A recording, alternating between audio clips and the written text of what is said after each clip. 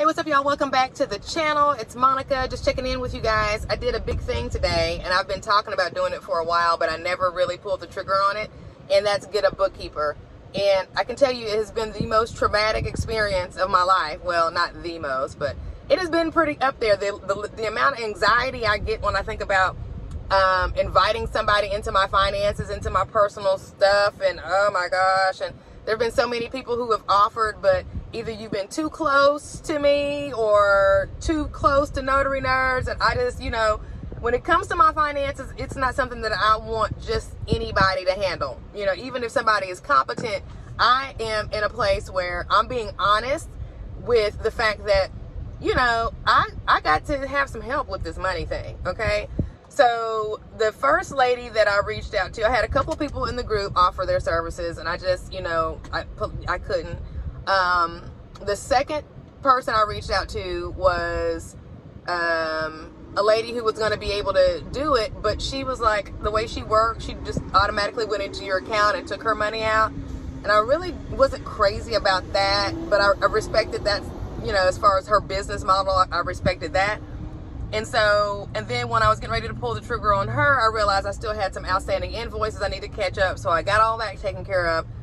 But now, and then I have a friend who's an accountant and works for the state of Tennessee. So I reached out to her, but then I know she's super busy, and I know that she's probably, and my books need to be reconciled from the beginning of January 2021 to current.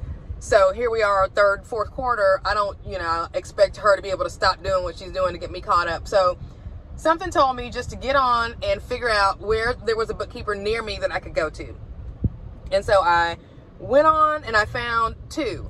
And one of them I have an appointment with next Tuesday, and I'm going to go ahead and cancel that appointment because I met with the bookkeeper today, and I'm telling you, this is the place for me, okay?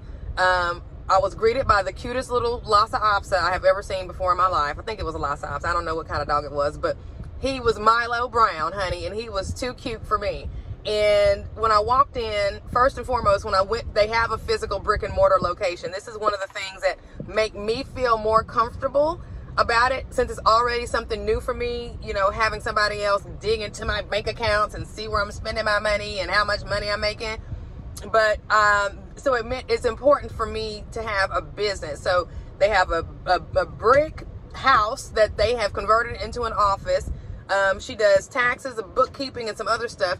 And she has a staff, and they've got, all of them wear glasses. I noticed everybody in her office wears glasses, and everything was organized, and it just felt like this is what they do. And no shade to anybody that's bookkeeping on the side or bookkeeping online and doing all this other stuff.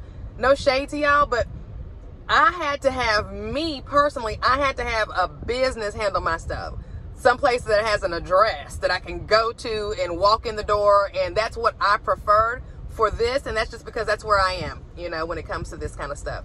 So anyway, she confirmed for me what I thought was true, and I thought I was crazy.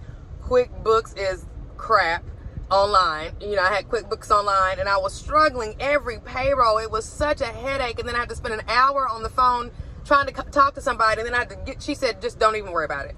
We're just going to discontinue all of that, cancel all of that, and just give me your bank statements, and we'll just do it that way. Because to be honest with you, she said it's a pain in the ass. And I thought I was crazy. I thought it was just me. But it is a cumbersome software. So shout out to all of you guys who can deal with QuickBooks and know how to deal with QuickBooks and all that great stuff. More power to you. That just ain't my ministry. But today I actually went and did it. And so I'm feeling good because I know that she's got a team and they're going to get me all straight. My stuff is a hot mess right now, but they're getting ready to get it all together because why? 2022 is going to be a whole new situation. The reason I knew that this one was the one was she told me that last year there was a grant program that was available for people who had experienced a 20% loss year over year from 2019 to 2020. And because she had so many clients, she was able to run reports and see who fit the bill. And she helped 18 out of 20 clients who qualified get grant money. And when she told me that, and then she invited me to connect at this other networking event tomorrow and was telling me I need to connect with this person, I need to connect with this person, I knew I hit the jackpot. I knew this is where I needed to have all of my bookkeeping services done because she was going to connect me with all these other businesses and everything like that. So it is done when it comes time to it. And you guys know that you are running money through your accounts and you need to get that shit organized. Get you a bookkeeper. And if you're not going to do it, if you're going to spend, I don't know how much money I spend on QuickBooks, but it obviously is going to be an expense that I can write off. But my point is this, I'm not fooling with it anymore. I'm going home and I'm canceling it. I'm giving her everything. I know that she's, you know, trustworthy. She's got a business and I don't have to worry about her, you know, who's watching my stuff. I just feel so much better dealing with a brick and mortar business. Now, 10 years from now, maybe I'll change. But this is all new to me. So for now, this is what I need in order to be comfortable. And if you're like me and you're not like real crazy about a whole bunch of people having their eyes in your bank statements and stuff like that, maybe you should do the same thing too. Go for a brick and mortar bookkeeper because you're new to the business world and you need somebody in that financial space that's solid. You don't need anybody that's getting started and doing all this other stuff with your bookkeeping. You need somebody, especially if you're running 6 figures through that account, okay, period.